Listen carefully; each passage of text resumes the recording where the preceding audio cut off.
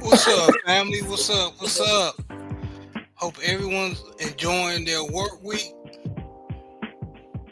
having a blessed Tuesday night. Just wanted to hit y'all with a surprise show, or makeup show, I should say, since we didn't go live Sunday. Hope everyone's doing all right.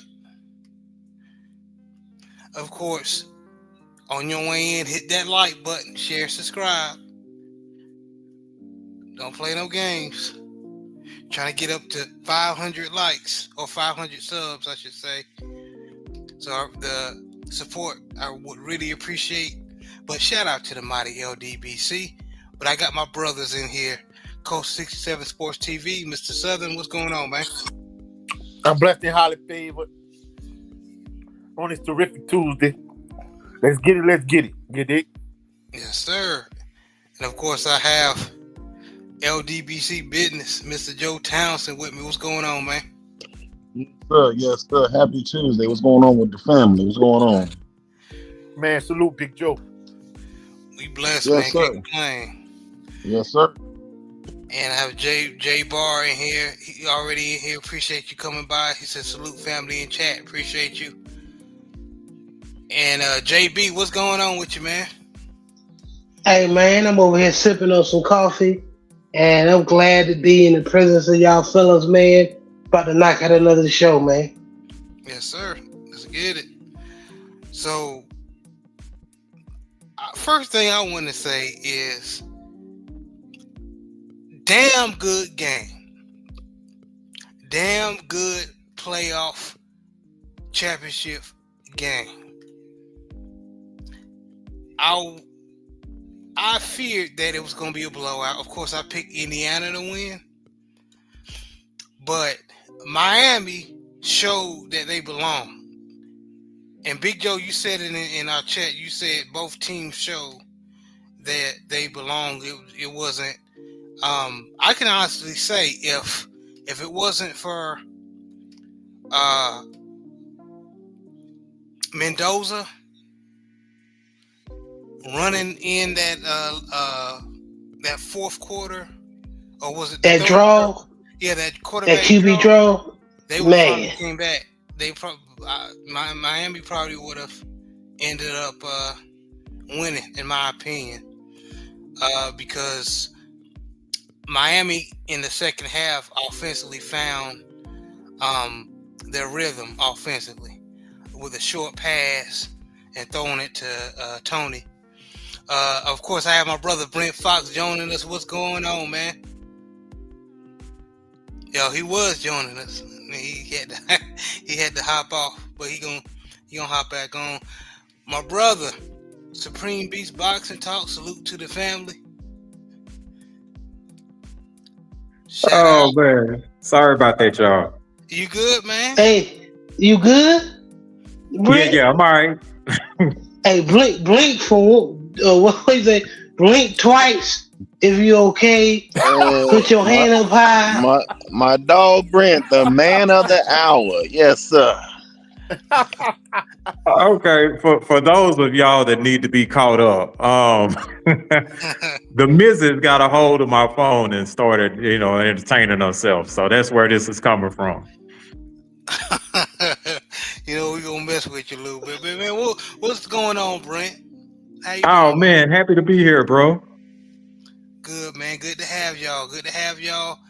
And let me do the plug for this brother, man. Cadillac Red and Usual Suspects. Y'all make sure y'all go to his channel, support him, KG, our fella. 503. 503. Stay ready. They be cooking over there, man. So y'all make sure y'all support them. Yes, sir. Y'all make sure y'all support them brothers, man. Have a good boxing talk, but they can talk about anything, any sport actually. But man, I want to talk about this amazing game we witnessed yesterday night, man. Indiana Hoosiers ended up surviving against Miami Hurricanes 27-21. Carson Beck, he didn't play a great game. He played decent. He had a heartbreaking interception, which, my opinion, that was he threw a stupid throw.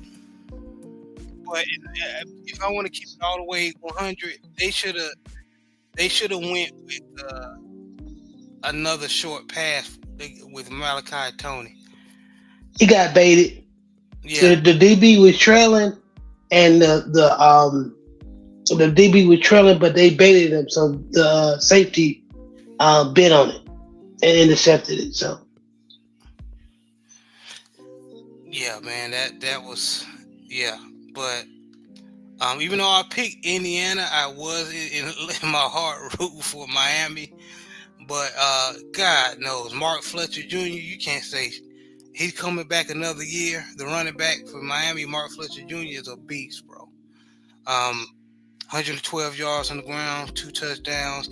Malachi Tony, just a freshman, 10 receptions, 122 yards, 1 touchdown. that Yeah, the boy running gonna be back went to special. scuff after the game, huh?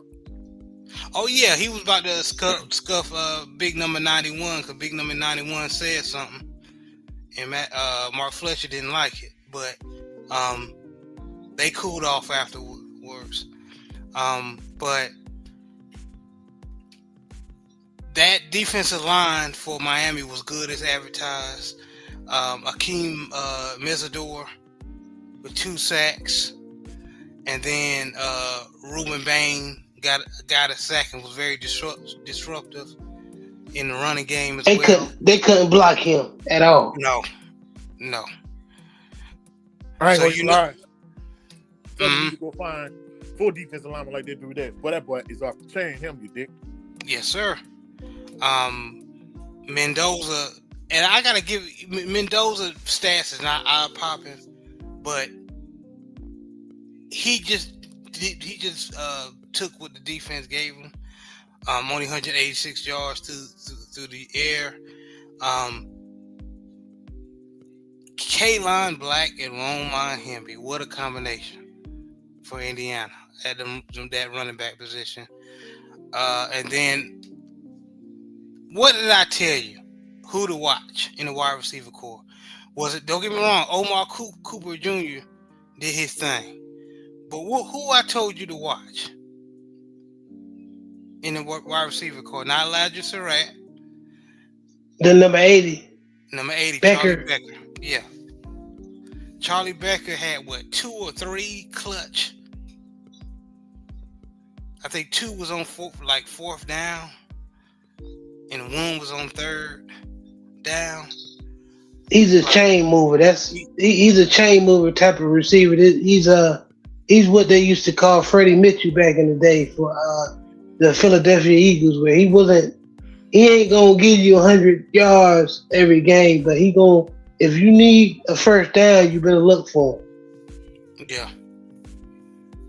Yeah, man. But this was an amazing game. It was one of the best games I've seen, championship games, I should say, I've seen in a while. Let me get all the other brothers' opinion. Coach, what did you think of the game? And what stood out to you in the game? I'm not gonna lie, going into the game, we talked about Indiana's defense in terms of it being an elite level, like dominant defense, versus Miami being able to dominate up front on both sides of the ball.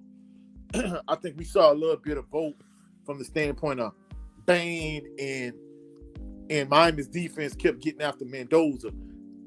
I don't think I saw another team this entire playoff really get after Mendoza the way Miami did.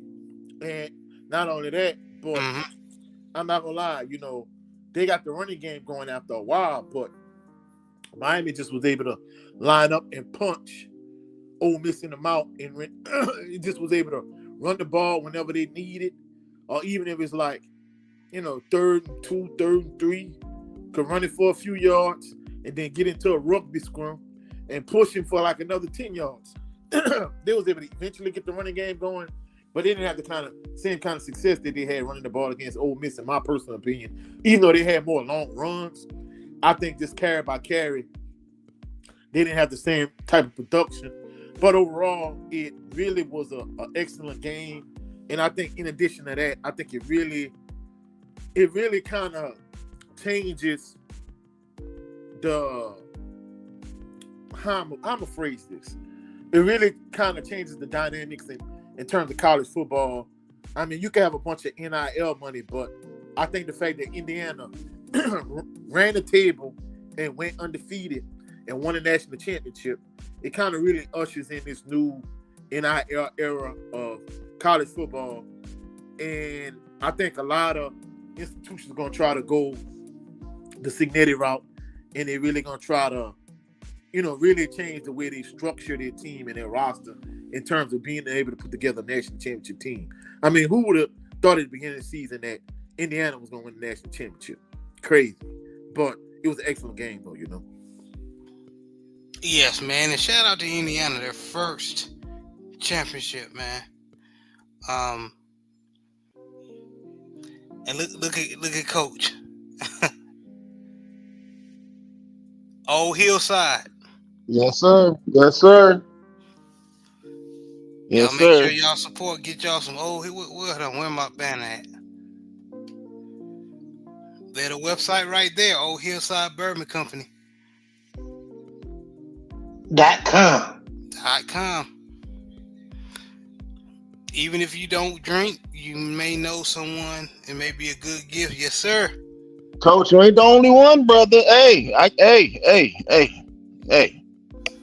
Gotta keep some in the house. Yes, sir. Yes, sir. Hey, already, you know what I'm saying? I got these severe allergies, you know what I'm saying? Give me a little hot toddy, give me a couple tablespoons, already what it is, you know what I'm saying? Yes, sir. That's a good idea. I'm gonna get me some of the show. Look at where this at now. We be drinking now. We drink. I was a customer first now. Hey. It's good now. It's good. Y'all get y'all some Old Hillside Bourbon Company, bourbon. Please support black owned.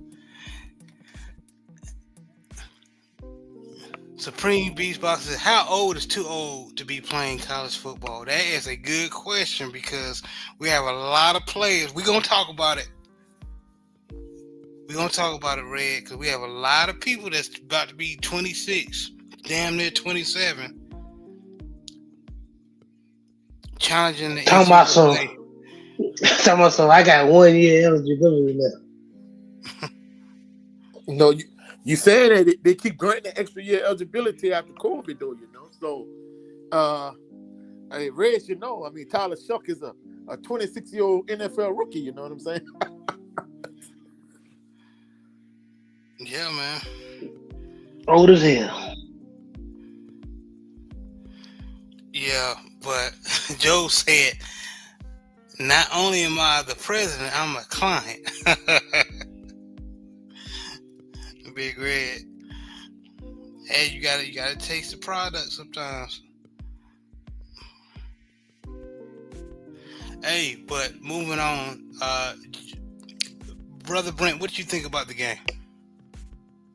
Man, I thought it was more evenly matched than I anticipated. I kind of figured that Indiana would win.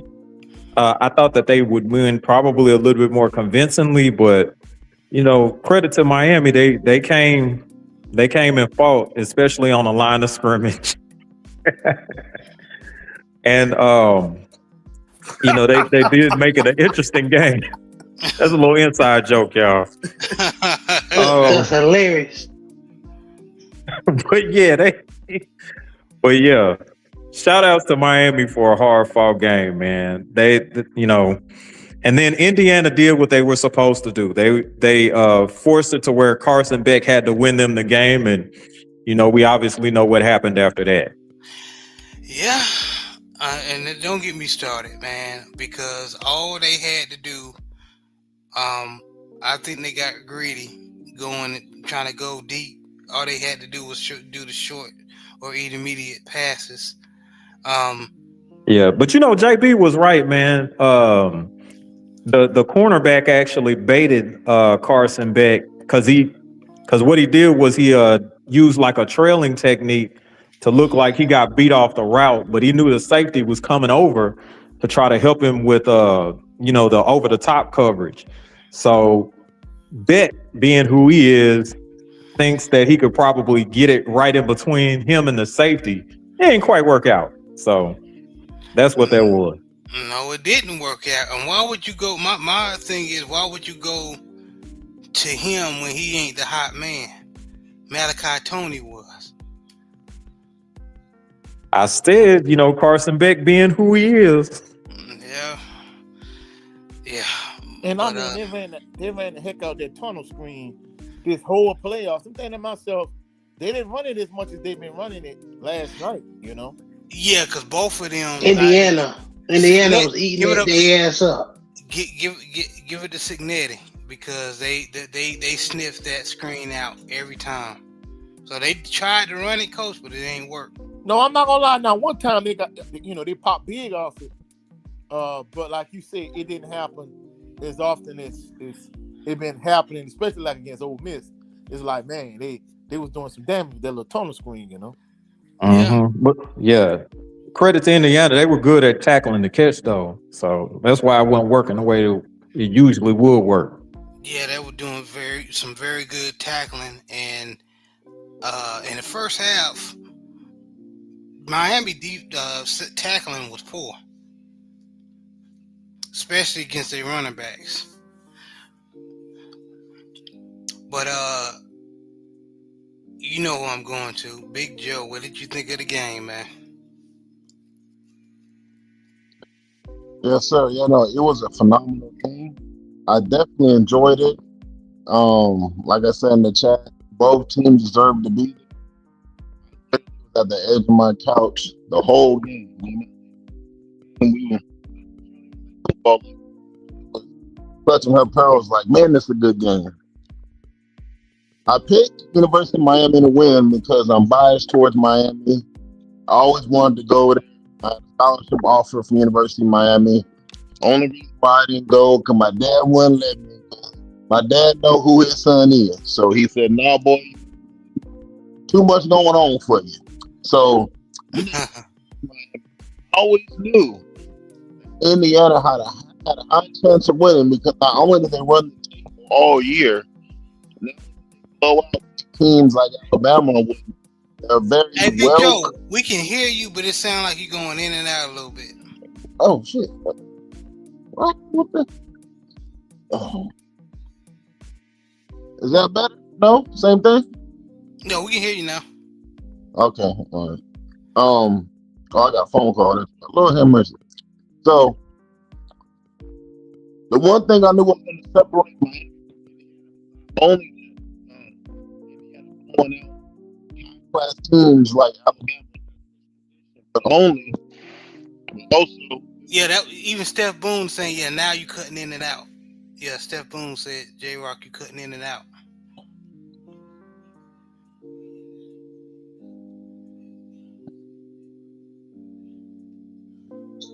Just go out and go back in.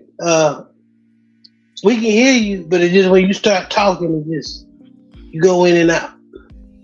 Yeah.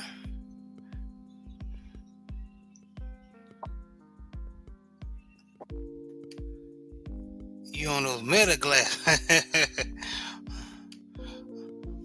What up, Steph Boone, man? Salute to you and salute to the young prince. You know what I'm saying? Hey, he got to drop some more of them, some more of that good content. You know what I'm saying? That yeah, absolutely. I ain't gonna lie, that little short movie, man, that was something nice right there. It was, man. Definitely got to continue doing more content. Say something now, Big Joe. Can you hear me now? Yeah, we can can hear hear you now, sir. bro. Good Lord, yeah, these damn meta glasses, Jesus Christ. So,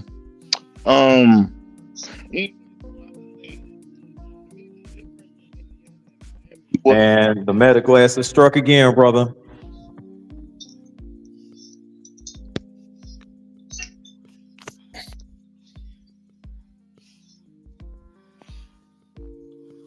Somebody or something over there is not letting you be great, my brother. Yeah, something not All right, letting how you is be. this? Yeah, that's good. I can hear Perfect. you now. Man, damn these glasses. Jesus Christ. All right. Technology, everybody. Technology. Work with me. Just bought these meta glasses. I've been trying them out, and obviously that they ain't good for when you're doing shows. All right. So so to me, like I told my dog S Beezy, shout out to my dog S Beezy. My Louisville alumni brother.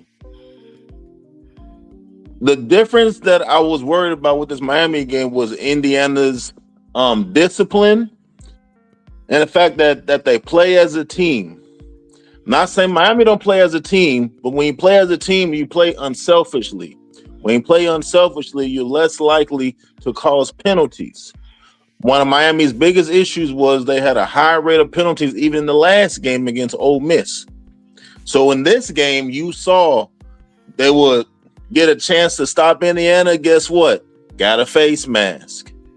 They're getting ready to do this, pass interference. They're getting ready to do that, another penalty. I haven't seen that nasty hit they gave Fernando Mendoza in the first drive. Popped him underneath his chin. He could have easily got tossed for that. Yep. So but again, that's that Miami edge that they have. But when you play disciplined football, you don't cause any penalties. When you have disciplined football, you know your assignments on the field. Hence, that showed up when Miami got their punt blocked and scored for a touchdown. If you play discipline and know your assignments, you're not going to get your punt blocked. Because if they didn't punt that ball, if they didn't block that punt and score a touchdown, Miami would have won the game by 1 point. So overall, it was a phenomenal game, a game that you can watch over and over. Shout out to Miami for getting there, because a lot of folks felt like they shouldn't have been there. Like Notre Dame, they were boycotting and all that kind of stuff. Well, Miami looked like they deserved to be there. And Indiana, who I doubted all year, who I thought was a fluke, who I thought was going to, maybe the well was going to run dry at some point. They have a solid unit of not 4 and 5 stars, but 3 and 2 stars that developed into solid college players. These are pretty much all James Madison players. And let's not forget, James Madison was also in the playoffs as well. Yep. So now we know the whole theory of you have to play at this school and that school because pretty much James Madison won a national championship. So the era of 4 or 5 stars is over. Now that it's the era of you need to get develop college players between the age of 22 to 25 because they're more likely going to be more mentally developed. You're going to know what you have, and they know they ain't got so much time left. So they're going to ball out. So shout out to Indiana winning their first national championship. Signetti's a phenomenal coach. A lot of programs are going to be copying Indiana, because college and the NFL is a copycat league. Everybody was running the Wildcat at some point. Now everybody going to be getting lower class or alleged lower tier players that already developed and bringing them on their roster. Hence, we see a lot of HBCU players who are on these Power 5 teams, like a Ole Miss or like an Arizona or something like that. This is what we're seeing now. So this is a new landscape. They ain't got time to develop 4 and 5 stars. Give me some proven players who done got a bunch of reps who know the game of ball. Shout out to Indiana. Hey, go Hoosiers. Yeah, go Hoosiers, and you're right, Big Joe. Like me and Coach were talking about that former Grambling Tiger that was with Ole Miss this year that played in the playoffs. He was balling. Yep. He was balling. And Steph Boone said, and salute 86 Goats. What's up, bro? And Supreme B said, Joe out here using that ninja technology. Cadillac Red. Don't blame me, blame Meta.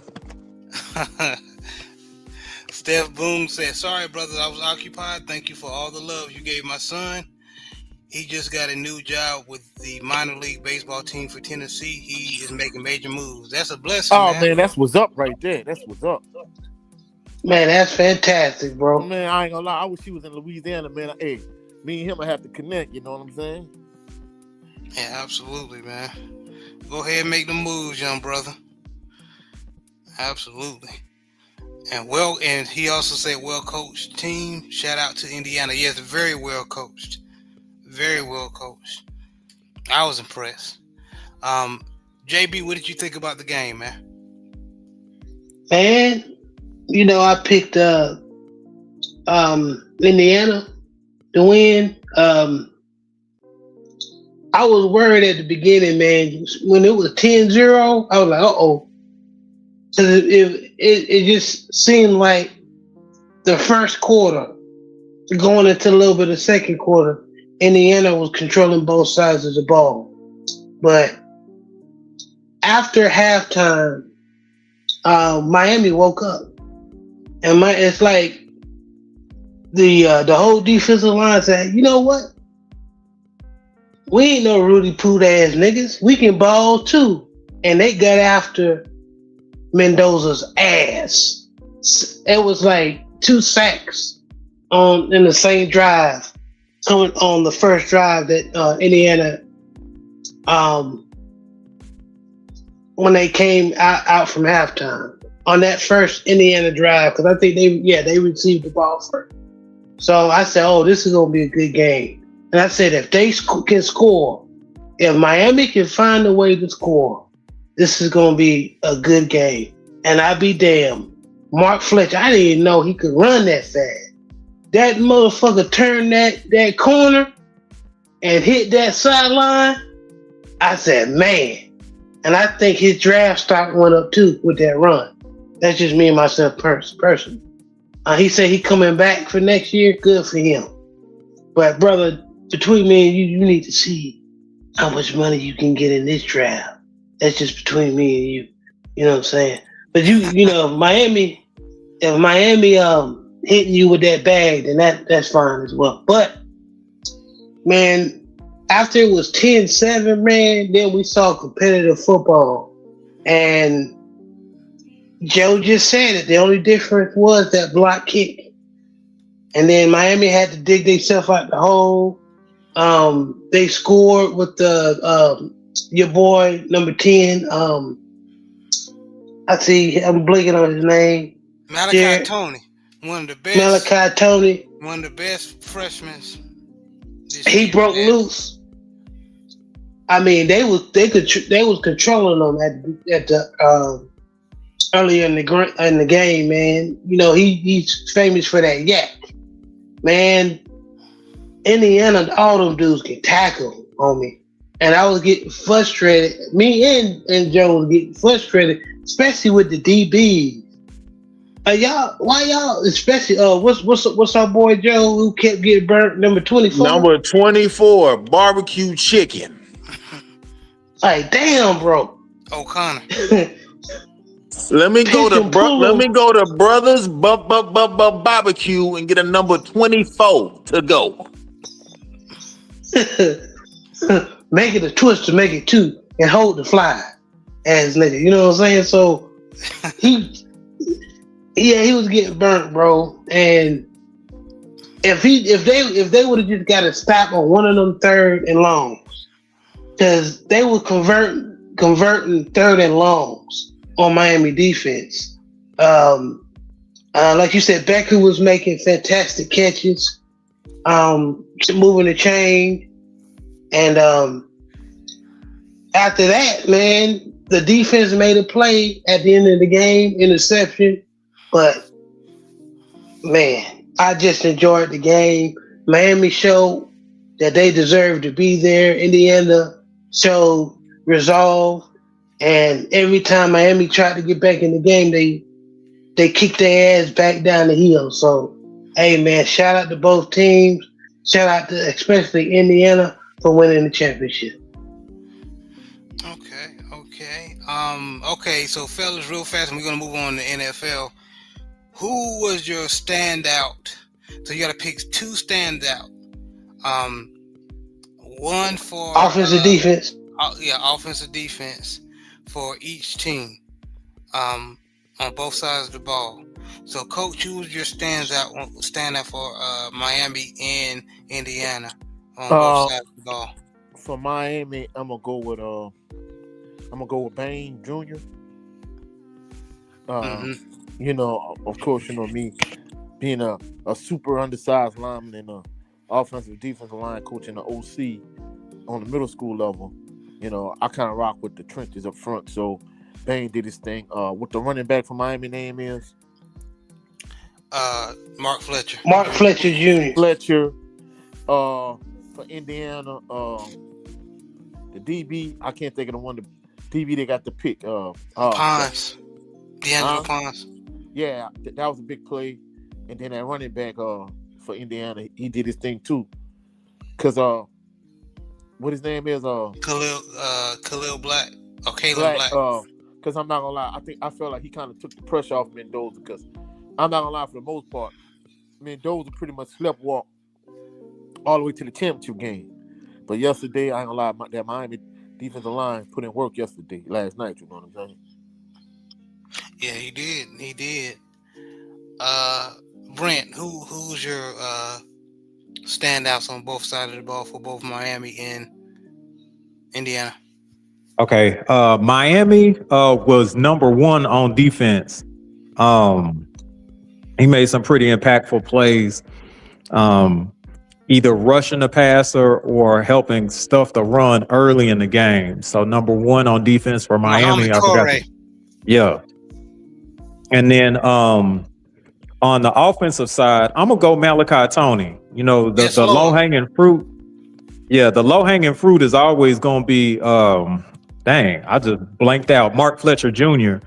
But I think Malachi Tony helped on offense and special teams to help give Miami some really good field position from time to time. So mine is Malachi Tony for offense and special teams.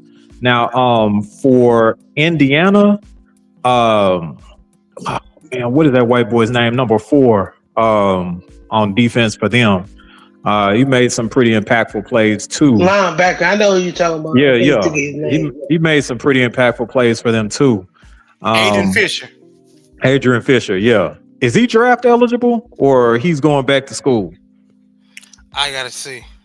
Okay, yeah. If he's draft eligible, he got his stock up too. But shouts out to Adrian Fisher. Sorry, Mr. Fisher. And then on offense, yeah, he's senior. On offense, I'm gonna go with your boy number 80. He made some very clutch catches, in very needed situations. So I'm gonna go ahead and go with him. The low hanging fruit for me was Kylon Black or even Hempy from time to time. But I'm gonna go number 80. So yeah. Okay. Big Joe, who you standouts for both sides of the ball for both teams? It's gonna be a little redundant, but here we is. For Miami, I have to say either Bain or Matador. They both were giving Fernando Mendoza hell yesterday, so you can pick either one.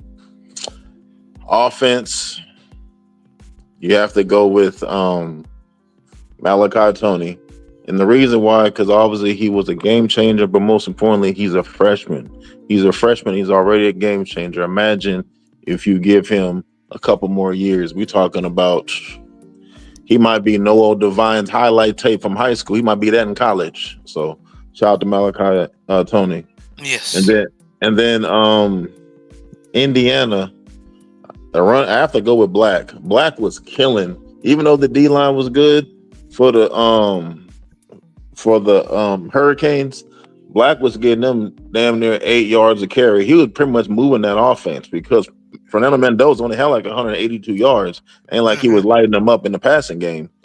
So I have to say Black. And then on defense, I have to go with Pine. Either Pine, the cornerback, or the brother who actually got the game-winning interception. It could be either one. So and the brother who got the game winning interception, he's actually from Miami, went to Northwestern. So shout Jamari out to Sharp. yeah. Yes, sir. Okay. And then finally, JB, who your standouts on both sides of the ball? Miami is going to be the same as what most of the brothers said. Bain on the defensive side, or the other brother that had 2 sacks, and on the offensive side of the ball, I'm gonna go Mark Fletcher because Junior, because when he scored that touchdown, that was huge. Miami it was 10-0. They needed to score, and he woke that team up. I think if he didn't score, that game would have been probably the gap would have been wider than what it is, and we would have been sitting up here saying, did Miami really belong? So that was really big. Indiana, for defensive side, I'm gonna go with the brother that blocked the punt. That was big because you can feel that the momentum wasn't really changed yet. The defensive line for Miami was playing good, giving Mendoza issues. So that block from number Mikal Kamara. Kamara, thank you. Yeah. That was huge. He's my defensive player of the game. And then for Indiana, it's going to be Becker because when momentum was changing and they needed to score or they needed to convert a third down, he was there. And he made a big play for Indiana on those third and longs. So that was my player of the game. Yes, because especially that drive that Mendoza did the quarterback draw on. If Miami would have stopped them on that drive, who knows what would have happened? If they would have scored another touchdown, or So yeah, that is definitely. I agree with you, JB. But let's talk about it, man. Let's go move back to let's go to the NFL, man. So Saturday, it was the Broncos, Bills, and Seahawks, 49ers. Broncos, Bills. Now, everybody knows that the Broncos is victorious, 33-30. Now, there's a narrative going on social media, and all the sports news broadcasters are saying that it's not Josh Allen's fault. It's the head coach's fault, which they fired him, Coach McDermott. But here's what I call bullcrap. Okay. Y'all don't give that same energy, and shout out to Cadillac Red. Me and Cadillac Red was talking about this last night, I believe.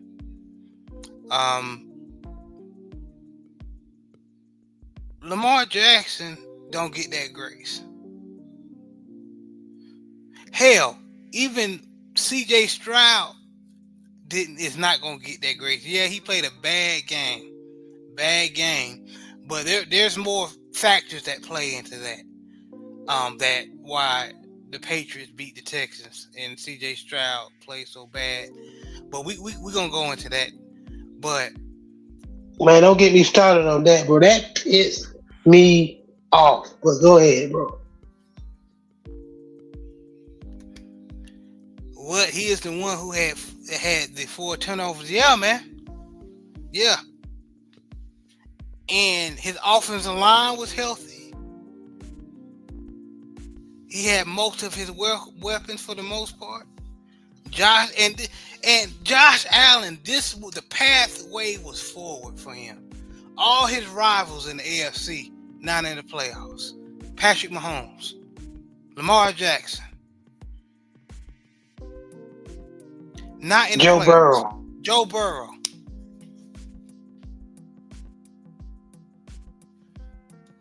And you can't. Boy got beat by Bo Nix. Who's playing good? But you would Like I think said, he got beat by Bo Nick. yeah, you would think how they was talking about the Bills gonna run over everybody. And they did not. Josh Allen fell on his face and he did not perform good at all. 4 turnovers. What, 2 interceptions and 2 fumbles? That Broncos defensive line is just as good as the Houston Texans defensive line this past year. So I know I should be talking about the game, but this irritated me. It's irritated me. Coach, why do you think that Josh Allen is not getting as much criticism as the other quarterbacks like Lamar Jackson? Or we know the answer, but damn it, we're gonna talk about it anyway. Go ahead, Coach. Because it's a ridiculous double standard. And on our very first episode of the Southern Baller Show, you and I was by my sister's house in Prairieville. You and I talked about this. I call it Brett Favre effect. Even in boxing, we call it Vasil high-tech Lomachenko effect.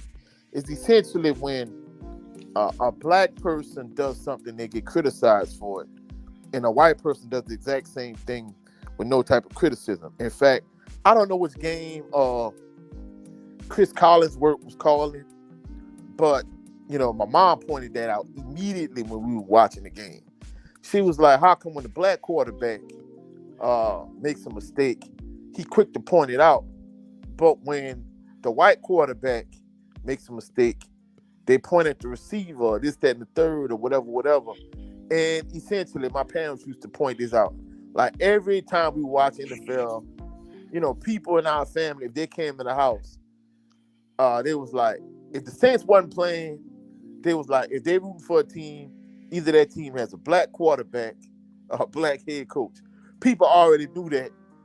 They knew the only time there would be conflict is if one team had a black head coach and the other team had a black quarterback. But if you had both of them on the same team, you could forget about it. But even back then, and initially he started out calling the Bayou Classic way back in the Gap or whatever, like in the early 90s or whatever the case may be. But we noticed it a lot with him, Chris Collinsworth, over the years, where if you had a black quarterback and he would throw an interception or make a bad throw, he would be quick to criticize him. White quarterback did the same thing. It wasn't that type of criticism. But the reason why I say it's Brett Favre effect, because Brett Favre back in the Gap, I promise you, he would literally throw in the double, triple, even quadruple coverage. And oh my God, what a gunslinger! What a gunslinger Favre is! Black quarterback, throw in the double coverage. Oh, that was a stupid decision. That was stupid. That was a dumb pass. And He I'm needs like, to. bro, Mm-hmm. what are we doing? We see the same thing with our LDBC fighters, Devin the Dream Haney. Devin the Dream Haney, get on his toes, box brilliantly. Even if he don't get on his toes and do all the moving around, he's standing, oh, he's a runner, he's a coward, he's a chicken. Canelo do the exact same thing. This is beautiful boxing. And I promise you, I saw this on HBO Championship Boxing back in the Gap. Mayweather was boxing, and they called him a coward. Oscar De La Hoya did the exact same thing. This is beautiful boxing by the Golden Boy. And I'm like, what are we, like, man, are y'all blind? And I mean, don't get me wrong. I understand in some instances, people really can't see their own bias. But in other instances, it's blatantly obvious. And especially with the Devin Haney situation compared to some of these other guys, like some of these other fighters, they're not weight bullies, but Devin the Dream Haney is, even though he moving up in weight to fight somebody. Or, you got a clinch count. Oh, he holding the whole fight. Then you got other fighters holding like 50 times around, but it ain't no big deal. So at the end of the day, bro, I know I went on the tirade. I'm getting ready to land my plane. It's just a point blank, bottom line, flat out double standard. Yes, sir. Yeah, I agree, man. I'm getting tired of this, man. And uh, Steve Boone said the Patriots have the easiest path to the Super Bowl I have ever seen. Yeah, yeah. I got you, Cadillac. Let me- but uh, Brent, go ahead and cook, man. What you think about this? Does Josh Allen deserve grace? No, he deserves the same treatment that Lamar Jackson actually gets. But we know that's not possible.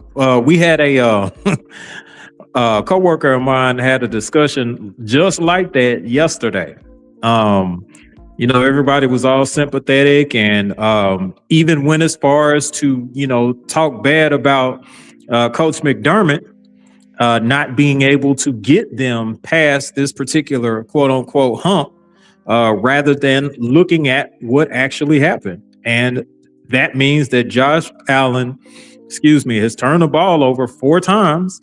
And I don't think that Coach McDermott coaches like that. Oh, yeah, just give away the ball whenever you can. We'll come back. No coach on the face of this planet coaches like that. Or, oh, hey, it's okay to give the ball away. No. And, I get it. He's a human being. He felt bad about the loss, as he should. I'm not going to be that sympathetic, as he should. He's and I want to also point out ESPN unnecessarily giving this man grace when it wasn't deserved at all. Shame on that particular panel from Get Up, and they were mentioning that he was quote unquote the best player on the planet, and that Coach McDermott should have found a way to get them over the hump. Well, the best player on the planet gave the ball away 4 times. If you give the ball away 1 time with a professional team, you're more likely to lose. You give it away 4 times, you're supposed to lose. And again, coaches don't coach their players to turn over the ball. Those mistakes were actually on Josh Allen, and rightfully so. Josh Allen should actually be crying about it. Now, this may seem vindictive or cruel or indifferent, but it is what it is. If you guys are going to trash Lamar Jackson for a loss that really had nothing to do with him, and I hate to open up old wounds, y'all. Y'all my brothers. I love y'all. I don't want to be saying this disrespectfully, Go ahead and but cook. there was an all-world tight end that should have caught a 2-point conversion, and he did not. His literal job is to catch the goddamn ball. Yes. And he didn't do it. But somehow that's Lamar's fault. Tyler Luke missing a kick. Somehow that was Lamar and Coach Harbaugh's fault for not getting the victory. Those are things that those men did not have any control over. That's how they lost. They lost because of things they had no control over, and there was no grace or empathy or anything like that granted to those men at all. And then for people to go as far as firing a head coach because of the mistakes of quote unquote the best player on the planet, that's ridiculous to me. And I generally don't wish this, but I really hope the Buffalo Bills organization pays for that mistake. I really hope that this exposes Josh Allen for who he really is, and that's overrated. But that's all I got. Thank you. Damn. That brother walked off and said, "Thank you." He cooked though, man. Cadillac Red said Josh Allen fumbled the game away. Now everybody love Mayo. And then Steph Boone said, what, a gunslinger? Facts. And then he also said Lamar can't throw the ball, catch the ball, and kick the ball. If he could, the Ravens would have won. Yeah. Facts, man. Facts. I got my brother on here, man, blessing us with his presence. Supreme Beats Boxing. Salute, Red. Unusual suspects in the building. Man, Man, what's going on, good with Red? the Red, man? Yeah, man. Salute to the brother. What's up, Red? Yeah, salute to everybody, man. What's going down with everybody, man? Salute with it, man. Man, we can't complain over here, man. That's what's happening, man. I'm in here listening, man. You know, I had to come talk about this whole situation, man. And you're the first person I called because you cover the sport. So I had to call you, man. This is real nasty work from everyone. You know what I'm saying? Well, Monty Jones, he said it a little bit better than what I can say it. But Josh Allen crying and telling his teammates that they lost because of him, he is trying his best to be accountable, and the mayonnaise don't want to let him. The mayonnaise are going out their way to make him not be accountable. And he trying to do the right thing. For number one, you know what I'm saying? I thought that was like, yo, this is outrageous of how much sympathy that he gets. But I also want to point the fact out, because I seen them, it was them crocodile tears, and they fail to realize, see, somebody like me, I drink white tears. You know what I'm saying? That's better than Gatorade. You know what I'm saying? That's better than Gatorade.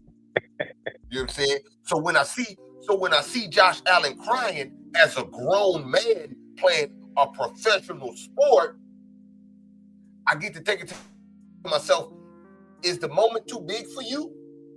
Can you not handle the pressures of football?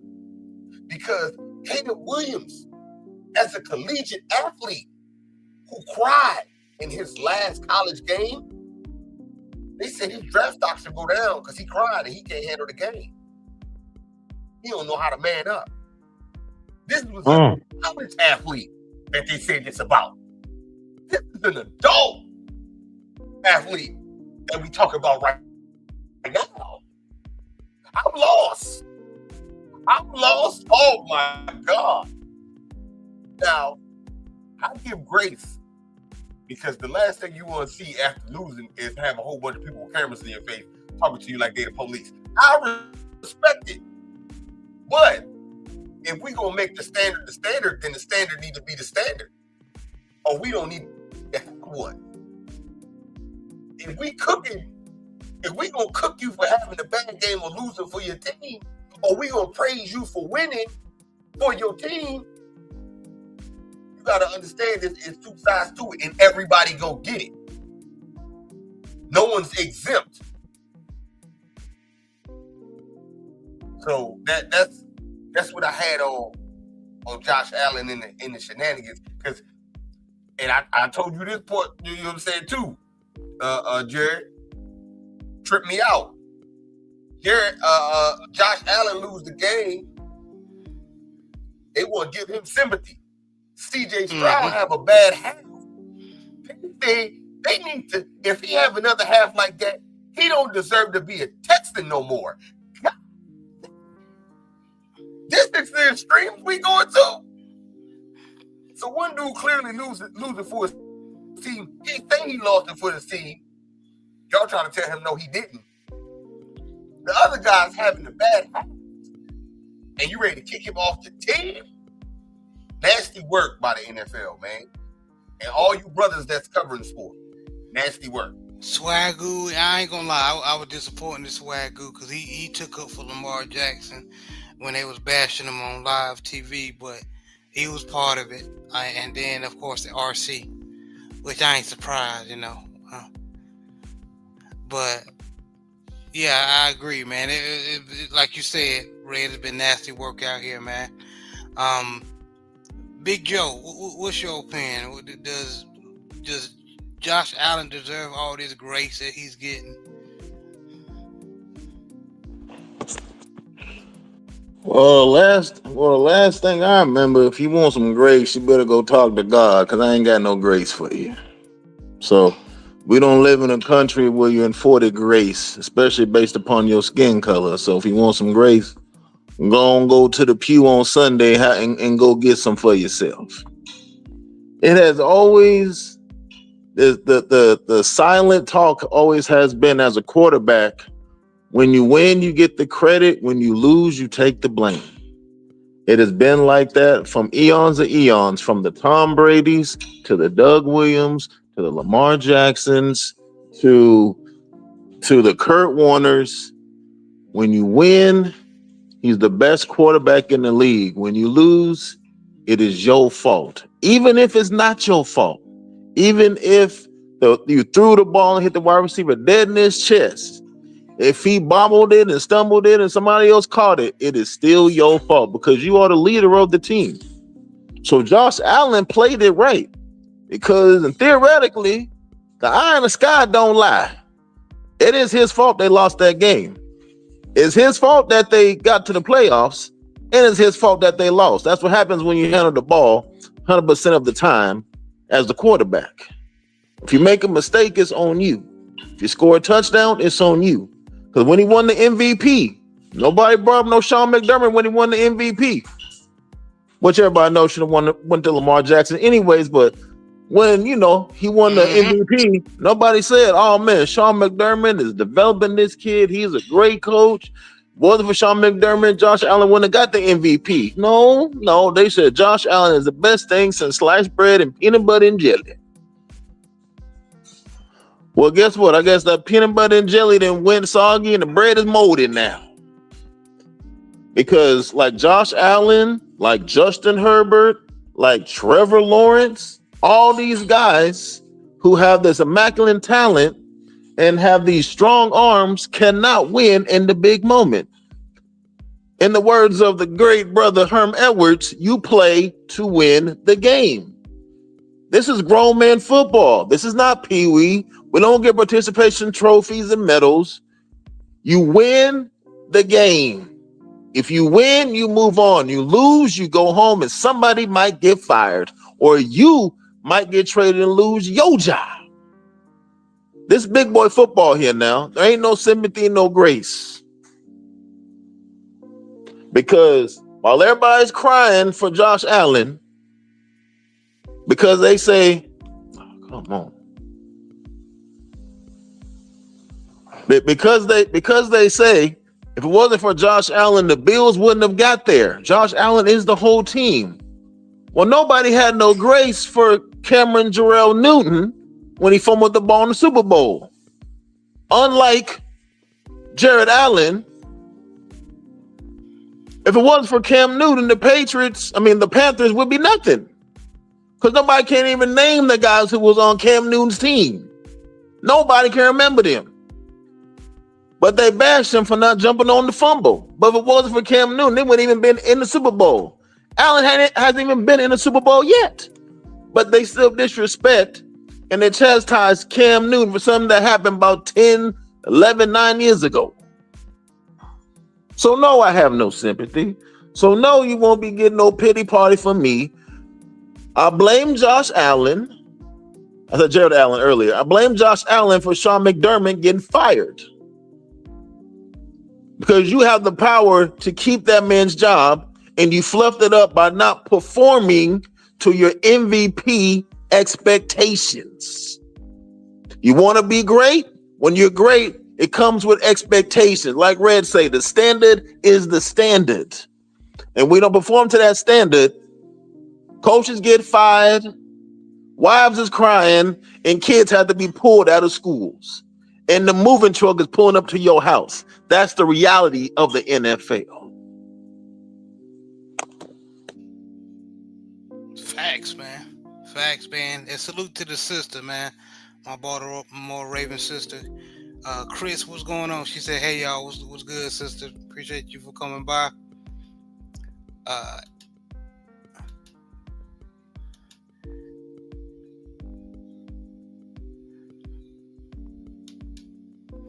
I appreciate y'all, man. But JB, what's your opinion on Josh Allen? I know what you finna say, but basically him just getting grace and the media just babying him and blaming the coach and Hell no, he don't get no damn grace. Let me tell you something. And I'm not gonna regurgitate all everything the brother's been saying. when you a elite quarterback, you get the glory when everything going good, and you get shit on when everything going bad. That's just how it goes. But what we up here talking about is motherfuckers just inconsistent. People are just inconsistent on, who get criticized and who don't. And I'm gonna go back to what Red said at the beginning. Now, when I saw Josh Allen stuck up the whole building, looking like trash, that motherfucker was garbage. And I watched my brother CJ Stroud. Now this month, everybody shitting on CJ Stroud, but he had the worst situation than everybody. All his receivers went down. His first string and his second string went down tight end. That motherfucker was thrown to the practice squad tight end.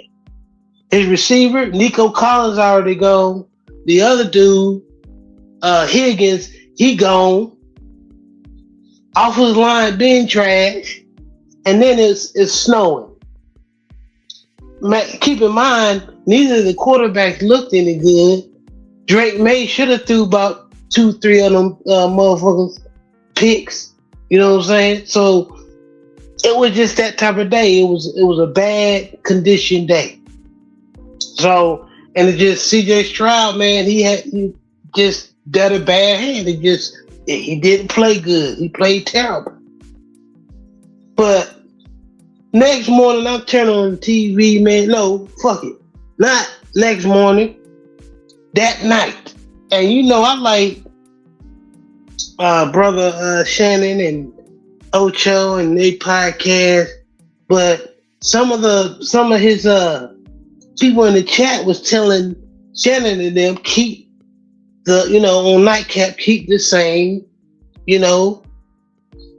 energy for Josh Allen. This motherfucker, and I love Shannon. He's a Baltimore Raven. I'm always gonna have love for him. But this motherfucker talking about he get on the television talking about Lamar Jackson gets always get a pass. I said, you know what? That's the motherfucking problem right there.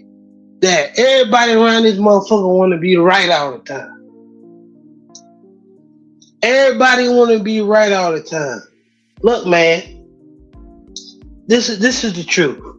This is the truth. Josh Allen was created. When he came from Wyoming, the motherfucker couldn't pass at all. He was terrible.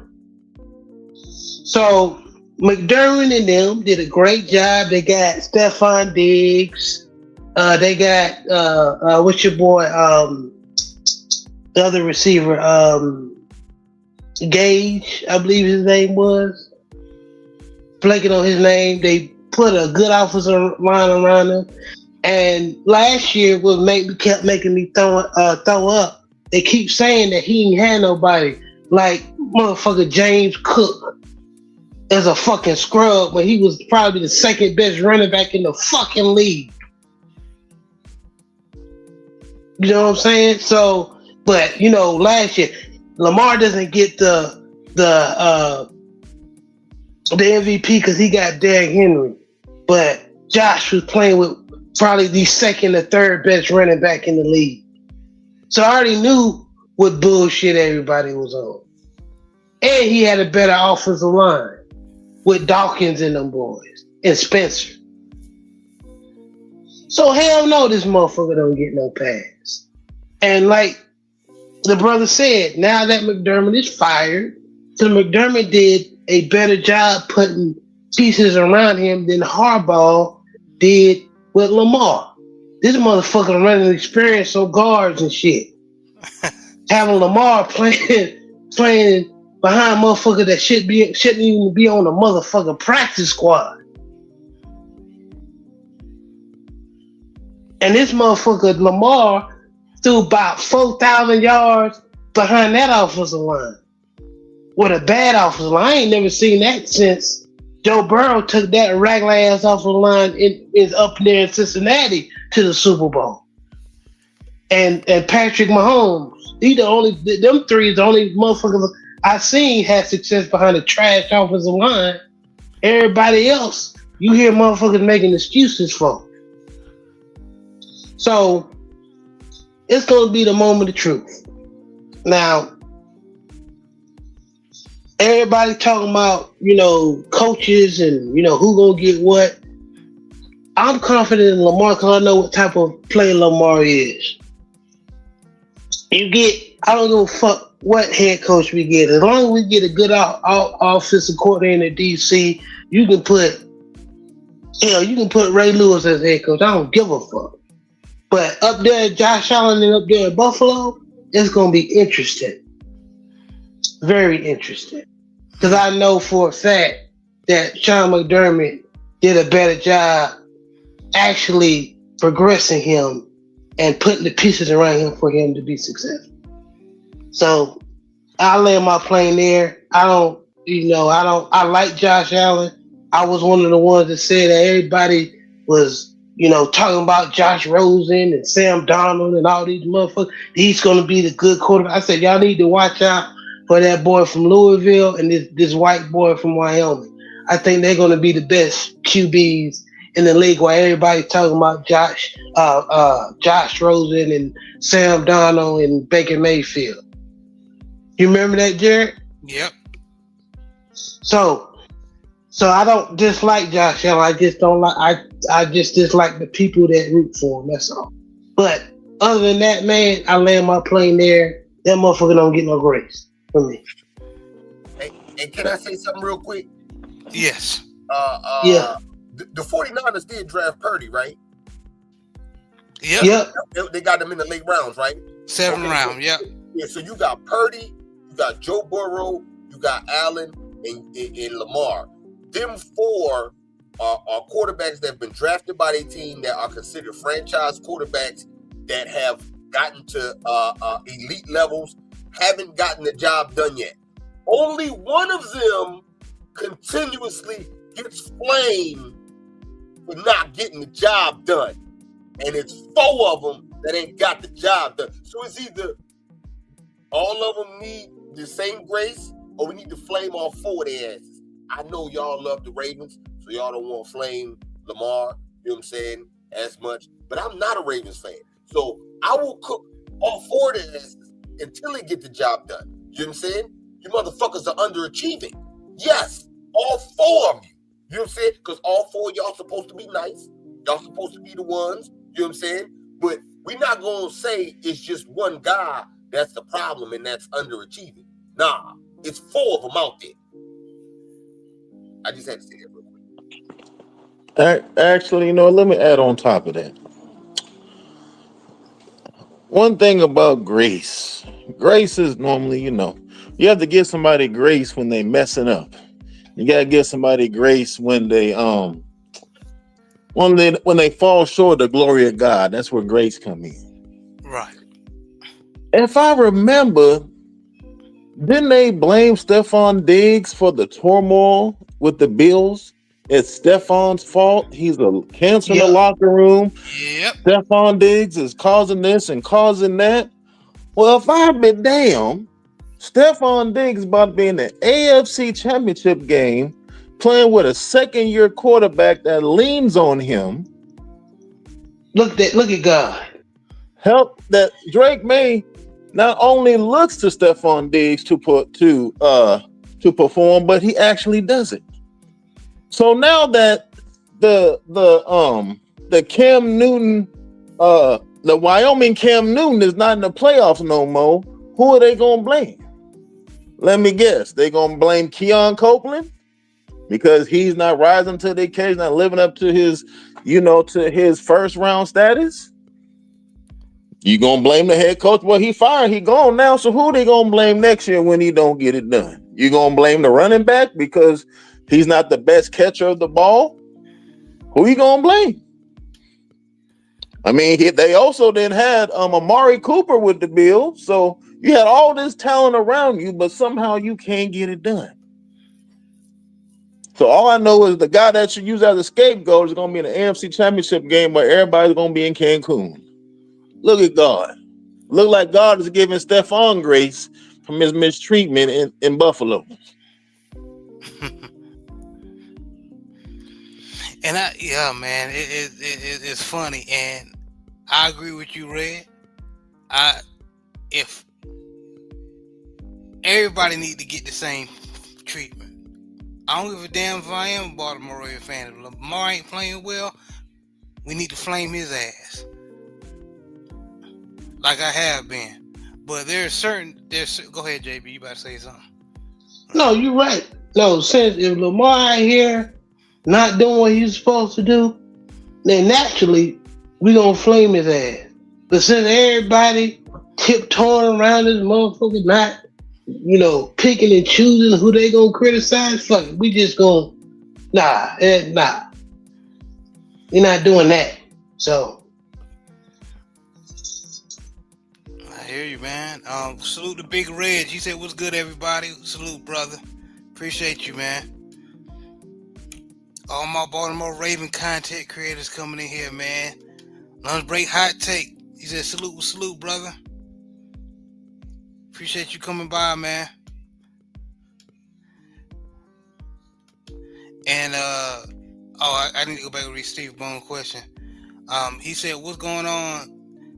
We gonna talk about this Stefanski hiring by Atlanta or a different stream?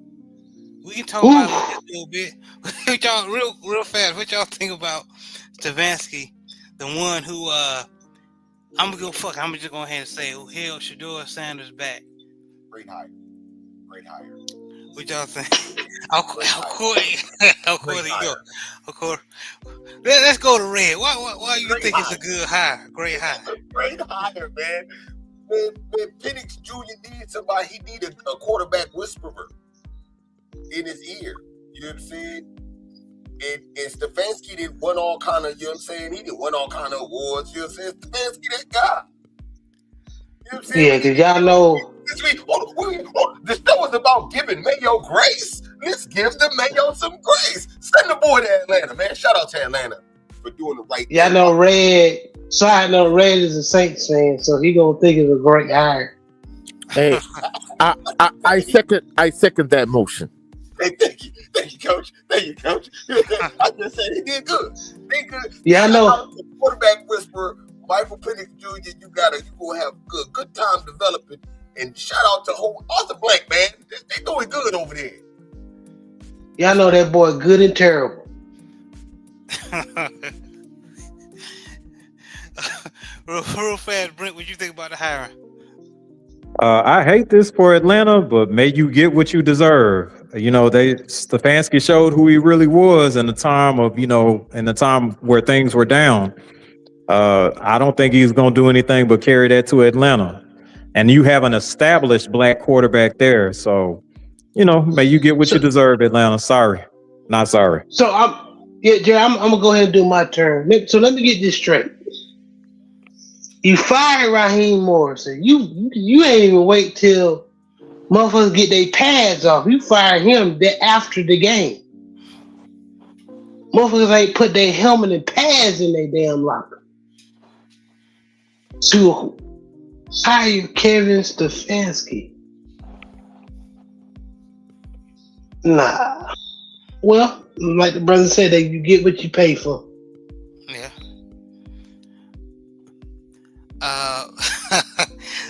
Big Joe, what you think about the hiring?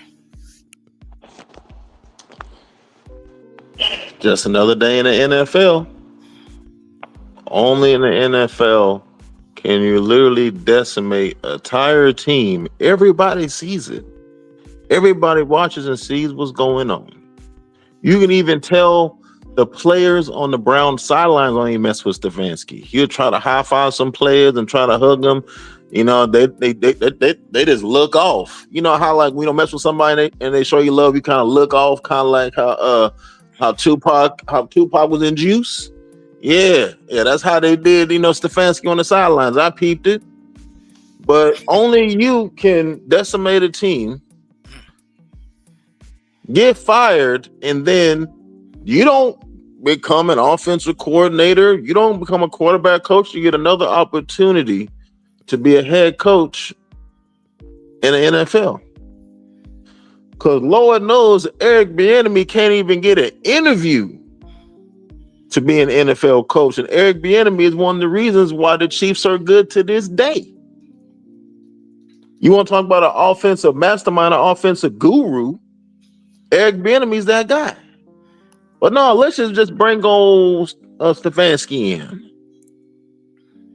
I'm not surprised. It's another day in the NFL. They get these coaches of a certain persuasion, rinse, wash, cycle, put away wet, repeat all over again. Disgusting behavior. And Mr. Stefanski wasn't unemployed long enough to take a shit. My bad. Yeah, you ain't lying. Coach, you gave a little bit of your thoughts over there with Red, but what's your opinion on the hiring? Man, let's keep it a buck. If Eric Bieniemy or Leslie Frazier were white, both of them would have had at least 2 head coaching jobs in the NFL. And I kid you not, that's like the real deal of the situation. And I'm just going to co-sign what Red said. Hey, Arthur Blank, keep doing your thing. I felt like it was an excellent hire. Hey, if you want, I mean, it was such a great hire. I mean, I really can't even put it into words. I'm like, dang, this is who y'all wanted? Man, hey, bravo. Kudos to the Dirty Birds, you dig? In fact, you know what? Hey, I might go order a king cake from Randazzo's and send it to y'all. That was a great job, you know what I'm saying? Oh man, y'all funny. Stephen Boone also said, "Oh man, Mike McDaniel is going to the Chargers as OC." Yeah, because Greg Roman will destroy Great you all. runners. Great. If you want the best running game in the league, he's your man. Passing, He will no. destroy your receiving core. Yes, sir. Yes. And he said no, wanted him to come to Philly. Maybe we can get the ball. Maybe, man. But moving on, brothers, man. So the Patriots are moving on. They beat the Texans 28-16. The Seahawks blow out the 49ers 41-6. Where Mr. Sheldon at? I'm about to ask the same thing. Can I ask the brothers a question about the Seattle game? Go ahead. Seattle game was the only ass whooping that I actually stayed and watched. You know how usually when the team get blowout, you change? Yep. This is what I actually watch the whole game. Like, I wonder if they're going to still keep blowing them out as the game keep going on. So I just want to know, did y'all stay for the whole thing? What was your thoughts on that? I didn't. My heart was broken because he should have been our head coach. The Seahawks head coach was our defensive coordinator, and a lot of people thought especially me, I thought he should have been our head coach. But instead of making him our head coach, we allowed him to go to the Seahawks, and now this motherfucker's creating a dynasty over there. This is heartbreaking.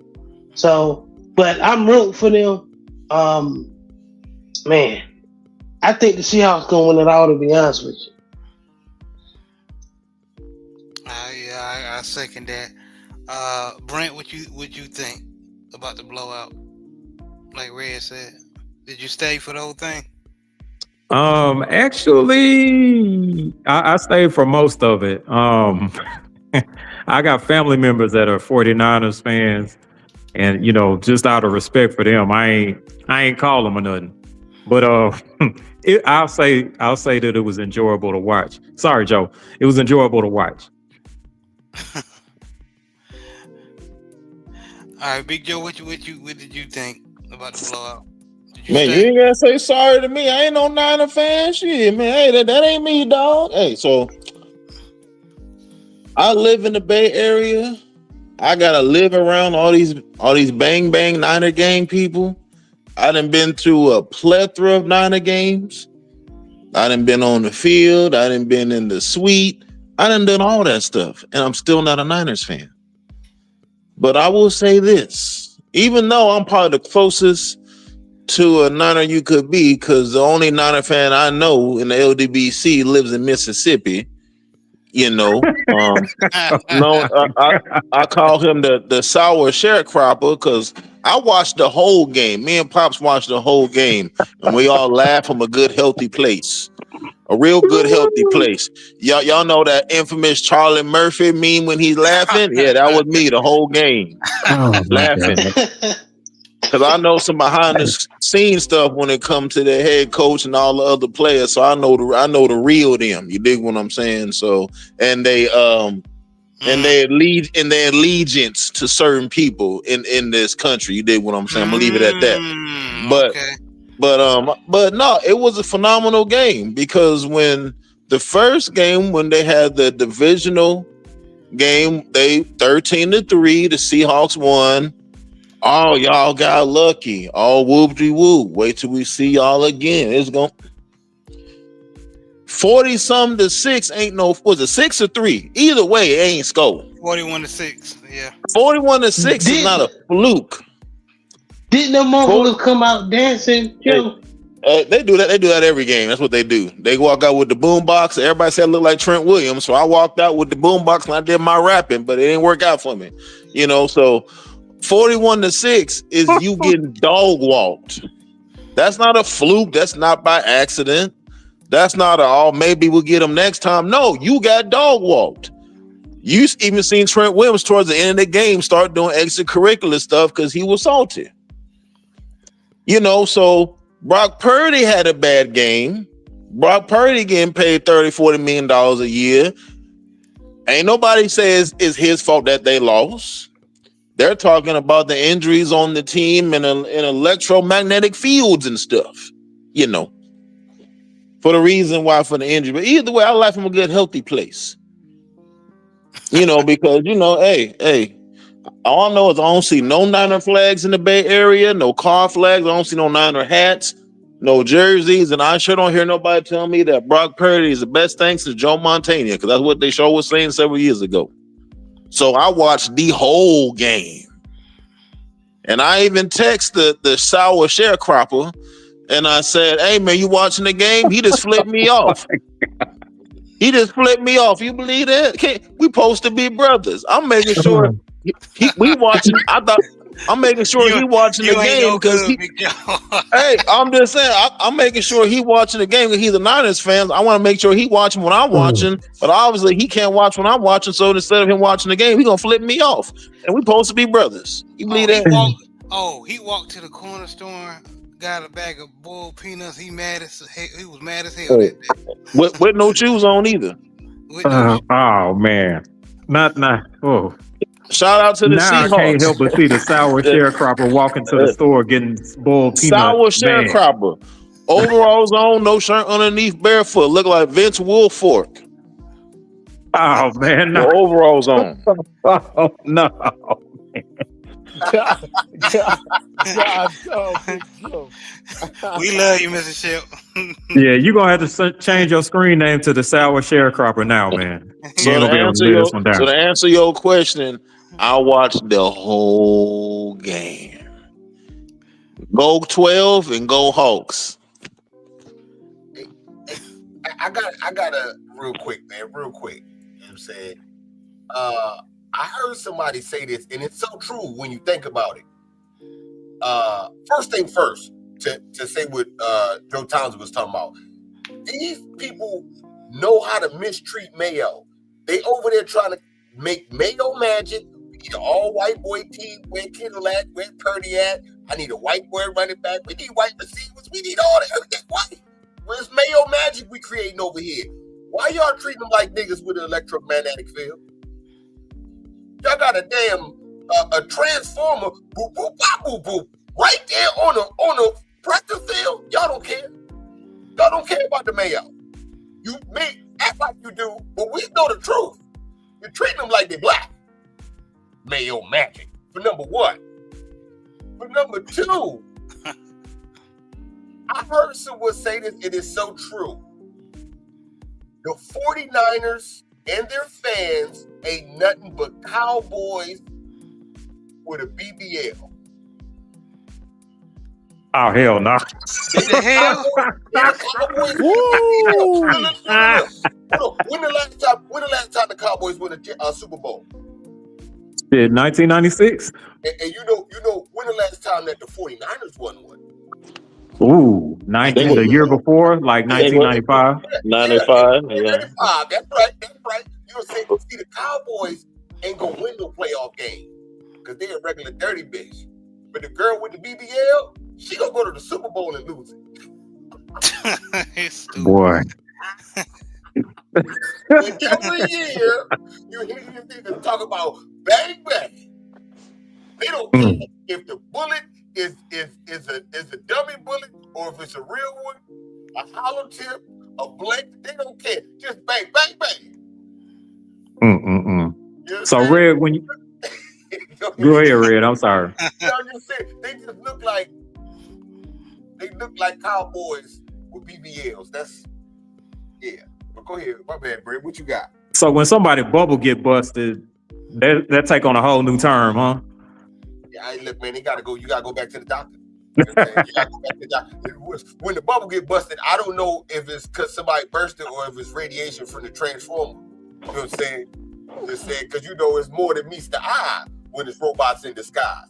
You know what I'm saying? You know what I'm saying? They practicing with that shit. You know what I'm saying? Oh, stupid, man.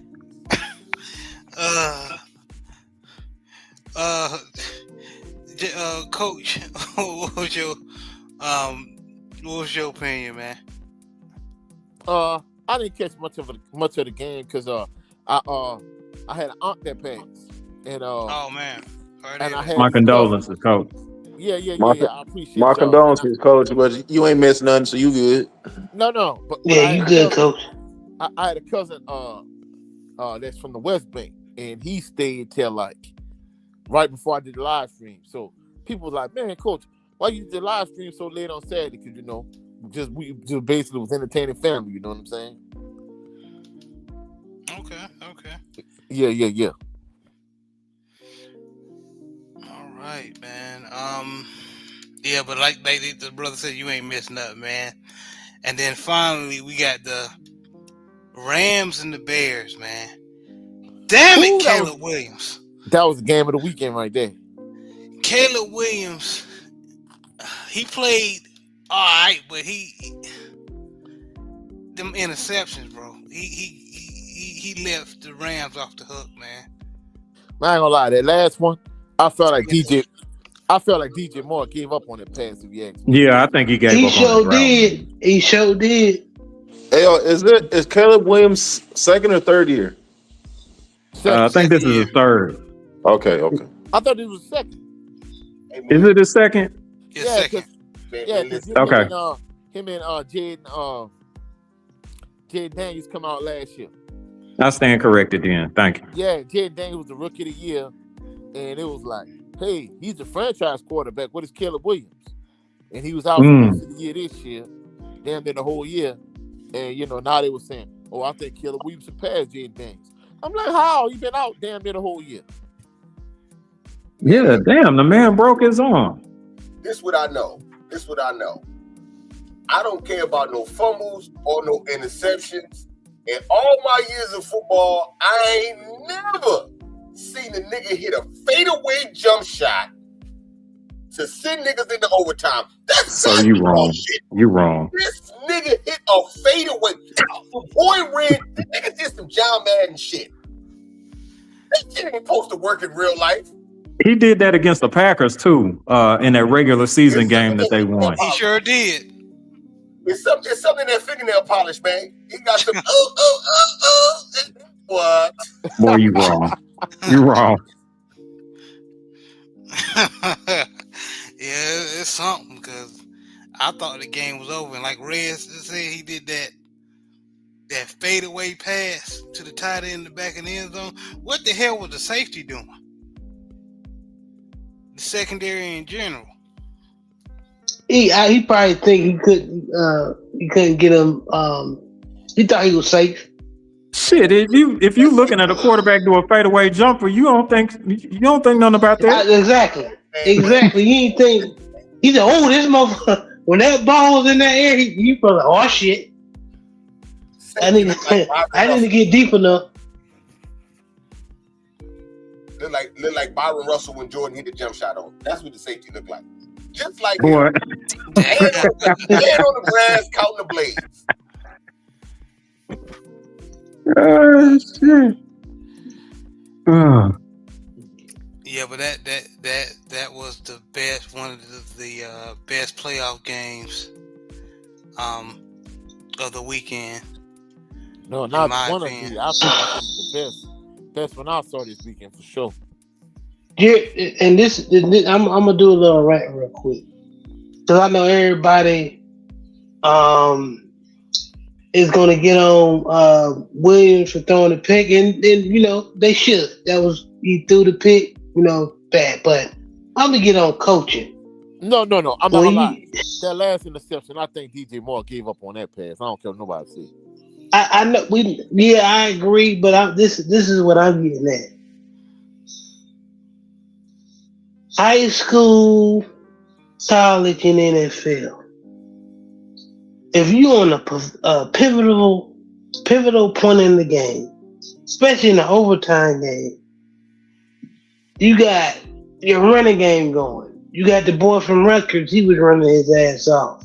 DeAndre Swift.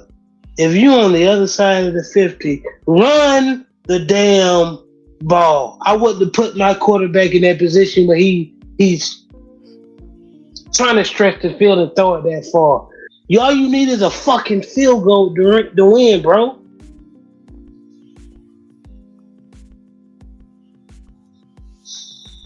I ain't gonna lie. I told my mom the exact same thing. I'm like, why not run the goddamn ball? You know what I'm saying? Number 25, that boy from Rutgers. What's his name, Jared?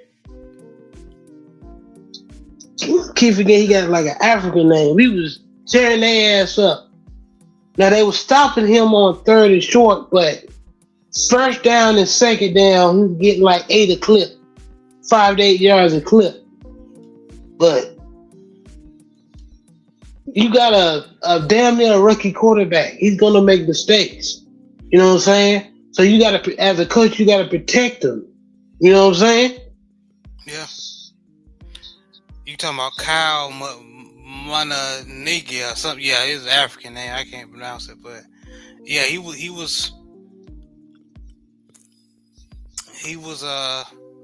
doing his thing. But overall, it was a good game. Coach, what did you think about the game overall? Oh, that was a hell of a game. I'm not gonna lie. I thought once they stopped them and they had the goal line stand in that second to last drive, I thought it was a wrap for the Bears. When they got the 4th down, I'm like, oh man, they're done. And when he threw the touchdown, I'm like, dang, I was shocked. You know what I'm saying? And then they held the first drive and they got the ball and it was on the plus side of the field. I'm like, man, these boys might pull it out. But dang, then he threw the interception. DJ Moore gave up on the pass. And then after that, gradually, they just the Rams walked the ball down the field and it was a wrap. You know what I'm saying? I ain't gonna lie, I kind of felt like it was a winnable game. Once you got it to overtime, you should have won that. You know what I'm saying? Yeah, I agree. Red, what you think about the game, man?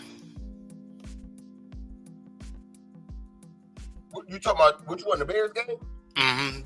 Yeah, man, no game. I've been saying this about the Bears. My shorty a Bears fan, you know what I'm saying? But I got to keep it real, man. The whole season with the Bears. The ball is oblong shape, and the ball been bouncing that way the whole season. I didn't think they belonged there, but I also thought they was going to the Super Bowl. So I'm interested to see next year. And I'm gonna really say they're a good team and they legit if they have a season like they did this year. Because this year I just think the ball bounced their way. I'm not even gonna lie to you. You know what I'm saying? They could be. I can see why you think that. Yeah, they could be like on the couch or going to the Super Bowl right now. They got that much range. So I don't want to pass judgment, good or bad, on them. But when you play with skill, good luck can happen. So they got to be doing something right, and we're gonna see what they do next year. Okay. Brent, what you think about the game? I'm with Coach. I thought that that was actual game of the week. I know the Buffalo and Denver one was pretty exciting, but I think this one was pretty good. And as far as what Red was saying, just to kind of piggyback off that, I think statistically, as far as like the amount of wins, it may not be the same, but I expect them to actually improve. Especially with Ben Johnson as their head coach, who's offensive minded. So I think that this is probably like the first steps in development for Caleb Williams in the offense. I like the way that they actually are able to run the ball. And then, if we can get DJ Moore to probably focus just a little bit better, then I think that they'll probably reach new heights. I think that I think Detroit and Green Bay are gonna have something to say about that. But I legitimately think they'll probably be a good team for at least the next 2 to 3 years. I think that's their window. Okay. Big Joe, what did you think about the game? Just like the Miami Indiana game, the Rams Bears game kept me at the edge of my seat the whole time. And again, that's another game where both teams deserve to be there. When you're in playoff football, every penalty counts, every turnover counts, every play counts, every single one. Hell, even throwing the ball away is not even like a good play now. You need to make decisions that get you down the field. Caleb Williams showed you why he was the number one pick overall with that fadeaway pass that he threw and hit my man in the end zone dead in his chest. I don't know what the cornerback was doing. He was literally on that man. He must have just got lost in the sauce. And Caleb Williams showed the same thing that he did at USC. So the Bears have a bright future. I think that if you get somebody in there like an A.J. Brown to the Bears, I think that will help elevate the offense a little more. It shouldn't be too much of a transition for AJ because he's used to playing in cold climates because he played in Philly. He's going to be with a quarterback who actually loves to throw the ball, so he's going to get more opportunities. I think if AJ Brown go there, that's going to push DJ more. He's going to push him to the back burner, but I think that'll be a good spot for him. As far as the Rams showed that they are a championship team. They won a championship literally several years ago. Sean McVay is a championship head coach. And then blanking on his name, the quarterback. What's the quarterback's name again? I'm blanking right now. The Rams. Oh, you're talking about Matt Stafford. Matt Stafford. Matt Stafford. Right. Yeah, so Matt Stafford showed why he's a Super Bowl winning quarterback and also an MVP with him calming his team down in a hostile environment. It was cold as hell in Chicago. A West Coast team shouldn't have went into Chicago and win because you have the elements that was against them. But then again, Stafford showed his poise, he showed his veteran leadership, and he got his team to a win and to a victory. That's what a winning quarterback is supposed to do. He doesn't fumble the ball, he doesn't throw interceptions. When he rises to the occasion and he gets his team to be in a position to win the game, hence the reason why they kicked the field goal and won in overtime. Also, the Rams have a hell of a solid D-line. That they don't have Aaron Donald there, but them young boys they got there, they're Aaron Donald-esque. They get after the quarterback, and they made it hell for Caleb Williams. He used all his legs. He ran off his nail polish and toe polish. You dig what I'm saying? So I like the Rams. We're gonna have a West Coast NFC game between the Rams and the Seahawks. You know what I mean? But it was a great game. Definitely the game of the week for sure. Again, Kelly Williams only a second-year quarterback, so he'll get some grace. And see, hopefully they get the key pieces to rebuild for next year because Chicago has something. They haven't had this much excitement there since Jay Cutler was a quarterback and they had Brandon Marshall as a wide receiver. So Chicago got something for sure. And I like how Joe Townsend slickly told the people it's a difference between Mayo and Miracle Whip. See, Miracle Whip wins Super Bowls. You know what I'm saying? That's Matt Stafford. Mayo cry in the press conference because they lost. That's the difference. Miracle Whip. Hey, one other thing I want to point out too. My cousin Ray Swank 225 here on YouTube. For those individuals that like gospel messages, check him out. But he sent me something on Instagram, and it talked about former Saints nickelback / strong safety C.J. Gardner-Johnson.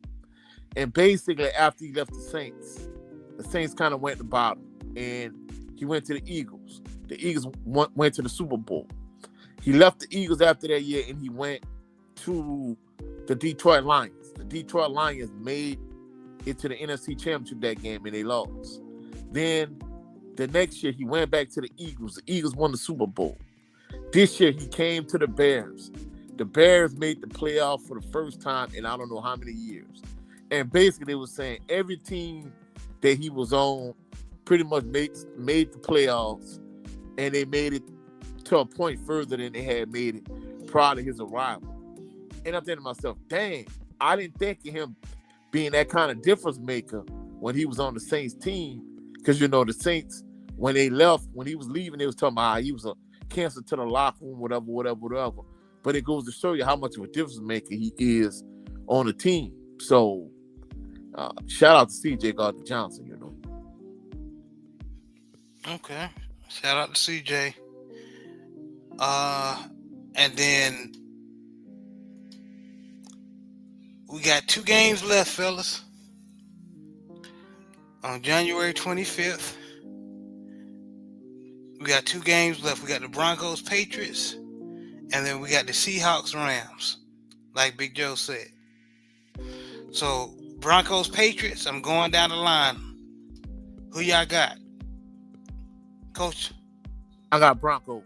Sean Payton. JB?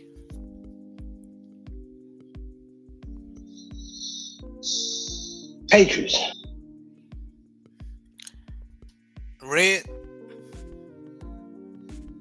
Man, if the Pats lose this game, oh my God, you would think Drake May was Tom Tebow. How I'm going to talk about him. I swear, I don't care if it's a new coach that's an old player because he got all the old ways, and it's a new quarterback that's trying to be the new Tom Brady. I'm going to cook him because ain't no way.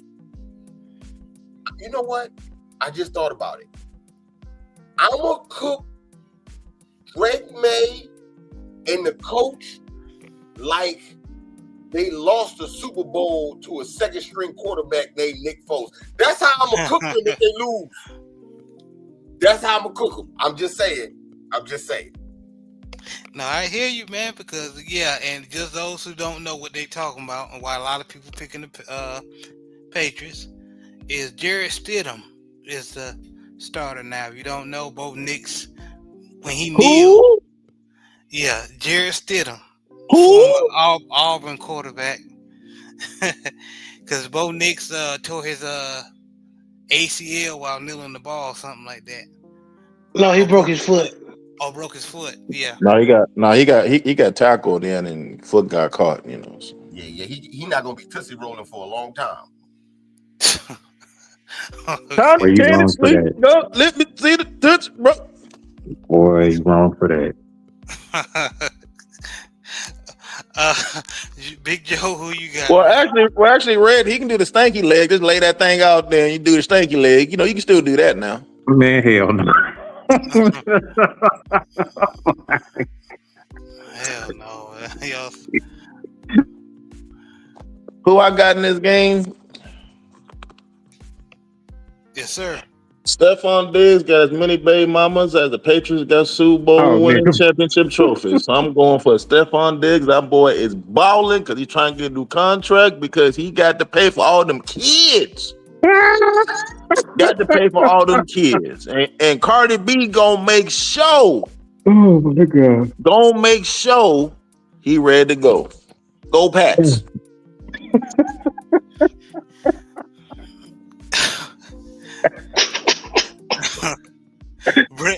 Brent, who you got, man? Oh my god. Okay. As much as y'all know, I hate this team in Boston. I'm gonna have to go with them.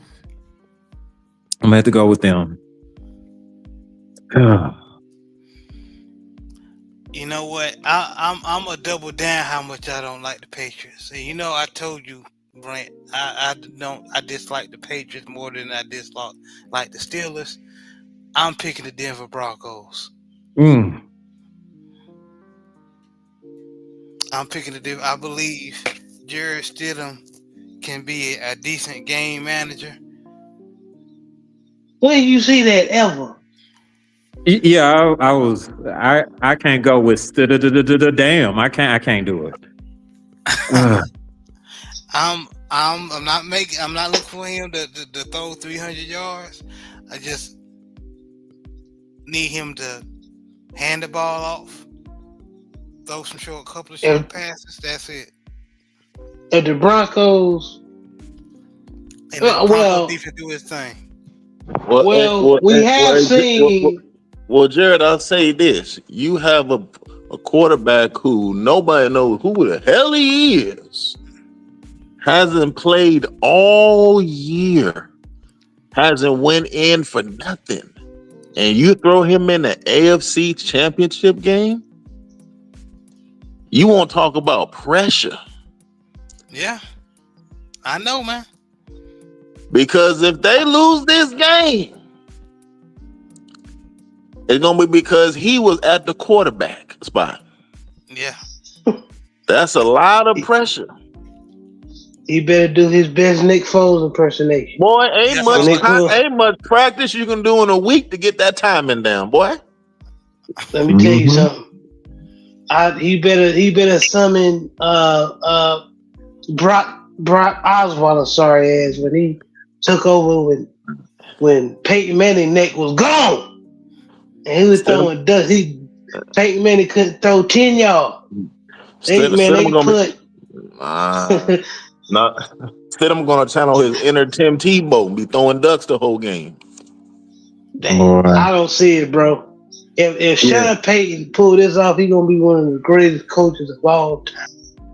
Yeah, it's only so much Miracle Whip that can go around. Shout out to Red. Man. Shout out to Red. I just don't see it, bro. Okay. So everybody pretty much picking the Patriots. They need to just go. They need to just call Phillip Rivers. You know what? That ain't a bad idea. They called Phillip Rivers. Phillip Rivers threw by like 250 yards. His first game back, second game back with the coach. That might not be a bad move. He might still be in game shape, you know. See, that's the bullshit. That's the bullshit right there.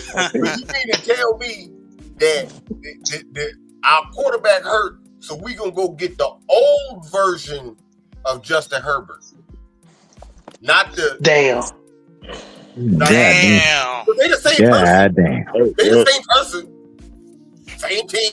Well, Red, you want to get the old Red? Phillip Rivers is the old busted hotness. Old busted hotness. You dig what I'm saying?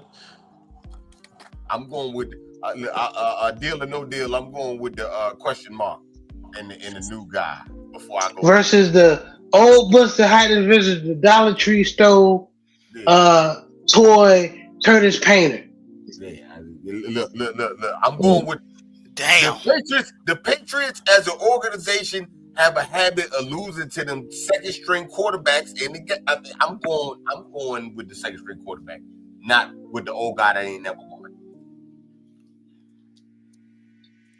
Speaking of Curtis Payne, why are you that sorry sitting behind Peyton Manning? Never mind. Let's get back on track. I'm just. Yeah, he was pretty bad. But Seahawks Rams. Coach.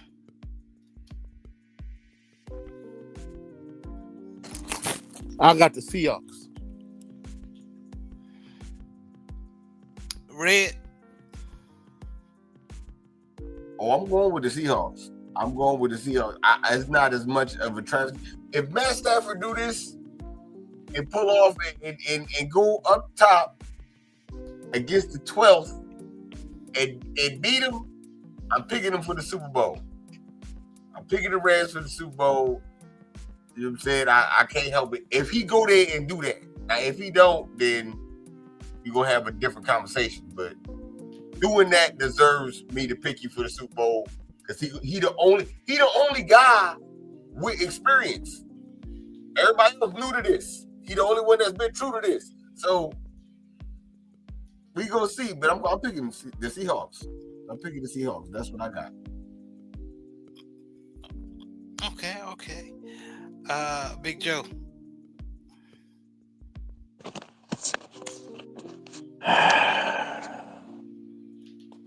You got two NFC West teams that clearly know each other. They know each other just like Robert Kraft know about the massages. Just like Jerry Jones know about them, them streetwalkers. They know each other very well.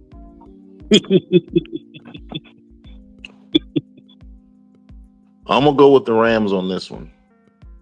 Even though it's gonna be in Seattle, even though the 12 is gonna be, when I say 12, I don't mean the police. I'm talking about the Seahawks fans. They call themselves the 12th man. Matt Stafford's playing out of his mind. Matt Stafford might be the MVP this year. Yes, Mike. And then we gonna see. I still don't believe in Sam Darnold like that.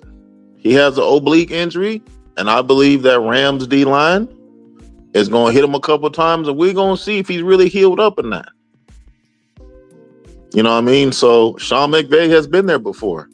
The Seahawks have a tremendous O line and everything. I mean, a tremendous D line. This is the game where Puka Nacua is going to have to show that, he that boy. So I'm going with the Rams. Jay Barr said that Curtis Payne a damn hamburger cheese. Yeah, he was. Brent, who you got? I actually have the Rams as well. I think that for reasons Joe said, I think that momentum that Matthew Stafford has actually built up is pretty much at this point undeniable. And then he's already had a game in tough conditions and won that one. And then with the series that they actually had during the regular season, I think they were 1-1. But both of those games were like really closely contested. And I just think that the Rams probably have more as a whole unit than the Seattle Seahawks do. And for that reason, I'm going to go ahead and pick the Rams. Okay. JB, who you got? Man, damn, y'all got me thinking. But the hell with it. I'm going to go ahead with the Seahawks with an asterisk on that bitch. As long as Sam Darnold don't turn into the Jets, Sam Darnold, the Seahawks should win. I agree. I got the Seahawks as well. As long as Sam Darnold doesn't think he can throw 300 yards every game, he just needs to be a game manager and allow the defense to eat. They'll be all right. So I got the Seahawks. Definitely got the Seahawks, man. But yeah. So football season as a whole is about to come to an end in just a couple of days, literally. Um, so y'all please enjoy these games that are coming up. Enjoy football. Um, but we about to wrap it up, man. This was a fun show. Thank you for y'all brothers coming on. Big Cadillac Red, Big Joe, Brant. Um, thank y'all brothers, man. Of course, you know Coach and JB. But Cadillac Jerry, Red, man. Yeah. before you start, and I promise Joe I will do this. Before you start saying the goodbyes to the brothers, Joe, remind everybody what not Skip, but Chip Kelly bitch ass did up in Las Vegas. Oh, what Chip Kelly did in Las Vegas? Yes. Oh, so I think you're pertaining to Chip Kelly, the former Oregon coach who was an NFL coach for the Eagles, who was another one of them wash, rinse, put away wet, and hired again coaches. Not only was he hired for the offensive coordinator for the Raiders, he tried to change the stance of Ashton Genty. Ashton Genty stands up. He tried to get him to bend his knees. Once Ashton Genty decided to go back to his usual stance, he had his first 100-yard game. And then old Chip Kelly didn't even do his own playbook. He was sending Geno Smith plays that were not even in the playbook and nothing that they discussed. So he's literally just saying, look here, boy, here's just playing good luck. They didn't talk about this. It's similar to Kevin Stefanski giving Shedeur Sanders a wristband with no plays on it. That's who Chip Kelly was. He was so bad, the offensive coordinator, he got fired in November. And nobody hired him as a head coach. If I check, I believe he's a coordinator, I think at Northwestern or something like that. Again, still getting jobs. So, but again, that's who they hired as offensive coordinator for the Raiders. So I guess you can blame that on Tom Brady because he's the one of the owners.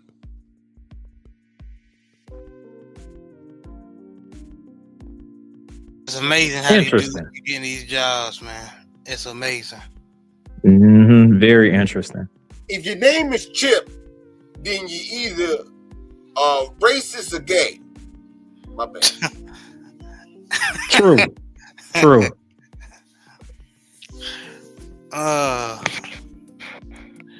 Y'all stupid, man. But he ain't lying. He is not lying. Yeah, fuck Chip Kelly. I'll leave it at that.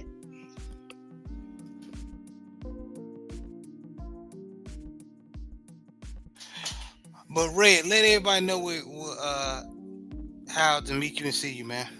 Yeah, man. We should be outside tomorrow. 4:30 Eastern Standard Time, 3:30 Central. Bullshit on the Beltway. We might do views from the light tomorrow. I gotta see. You know what I'm saying? But one of the two shows gonna be popping. Check us out on YouTube. Supreme Beast Boxing Talk. Right here on YouTube. You know what I'm saying? And yeah, man. Salute to the brothers for having me. You know what I'm saying? To the Southern Ballers, man. Salute to y'all. Y'all already know what it is, man. Salute to the mighty LDBC. It's the usual suspect King. I'll holler at y'all in a minute, though. One. Yes, sir. Appreciate you for stopping by, man. I appreciate you, man. All love. Brent, let everybody know where they can meet you and see you, man. All right. I have my own little show called It's Just Me, hosted by Brent Fox. I usually do my show on Thursdays. You can catch me usually around, I would say, 7 or 8 Central Standard Time during that particular time on Thursdays. Thank you so much, guys, for having me on. I appreciate y'all. Appreciate you too, brother. Appreciate you too. Big Joe, let everybody know where they can meet you and see you, man. Yes, you can catch me on all LDBC platforms, showing love to the brothers and sisters of the mighty. You dig? Y'all, football's coming to an end. I said beginning of the season, enjoy all the football you can, whether it's NFL, college, high school, hell, junior college. Because when it's over, Lord have mercy, it's over. Pretty soon we're gonna be left with badminton, hockey, baseball, and UFL. cornhole. That's what we're gonna be left with. In the Bay Area, the Super Bowl's gonna be here. Everything's getting ramped up. I live about 10 minutes away from Niner Stadium, aka Levi Stadium. They're putting up structures. Parties are being announced. Everybody gonna be here, so it's gonna be a good time out here. Old Hillside Bourbon Company is gonna be a part of some of the festivities. We're gonna be doing some tastings at a Whiskeys of the World event in San Francisco. There's gonna be a whole bunch of celebrities there, also a bunch of retired players. It's gonna be a great time. I can't wait to do that. It's gonna be a 4-hour event. So Old Hillside definitely gonna be a part of the festivities. You know what I mean? So salute to everybody. Y'all be easy. Have a good week. And also, a side note.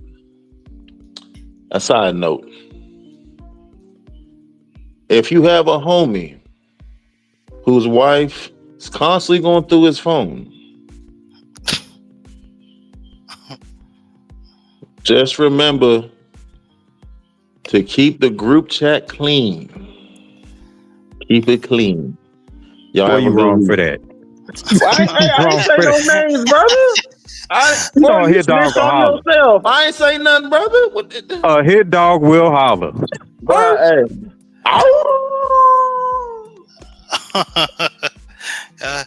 Hey. Hey, well, good advice though. Good advice. Salute the Memphis man Anthony Bolton.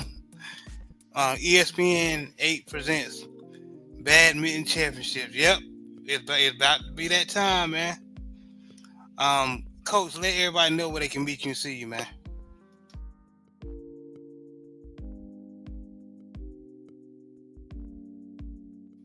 Coach, you there? If you're talking, you're on mute.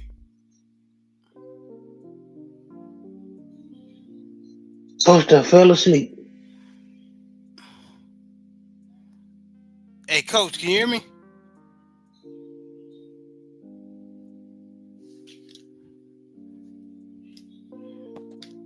I'll say it for Coach.